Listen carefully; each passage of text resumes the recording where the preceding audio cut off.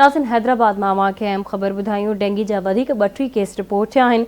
हैदराबाद में डेंगी जे हाकारी केस जी शरह 10% रिकॉर्ड कई वई आहे। 8 मरीज़नि जी हालत ख़राब थियण ते खेनि अस्पताल दाख़िल कयो वियो आहे, जॾहिं त गुज़िरियल 24 कलाकनि में डेंगी जा 7 मरीज़ सिहतयाब थी विया आहिनि।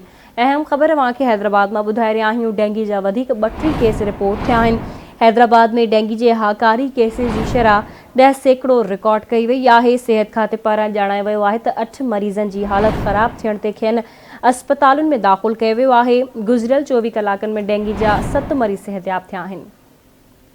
तफ़सील मालूम कंदासीं। असां सां लाइन ते मौजूद आहे हैदराबाद मां Awaz news senior reporter Irfan Ali Bugio. जी इरफान।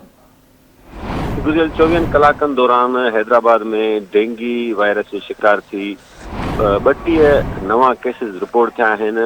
सिहत खाते मूजिबि हाकारी केसिस जी जेका शरह आहे गुज़िरियल 24 कलाकनि दौरान उहा 10% रिकॉर्ड कई वई आहे, जॾहिं त सिहत खाते जे अमलदारनि मूजिबि 8 अहिड़ा मरीज़ आहिनि जिन जी हालत सही न हुजण ते खेनि इलाज लाइ अस्पताल में दाख़िल कयो वियो आहे, जॾहिं त गुज़िरियल 24 कलाकनि दौरान डेंगी जो शिकार जेके मरीज़ हुआ 7 अहिड़ा मरीज़ हुआ जेके सिहतयाब थी विया आहिनि। जी ठीक है इरफान, वरी मेहरबानी अवां जी अपडेट।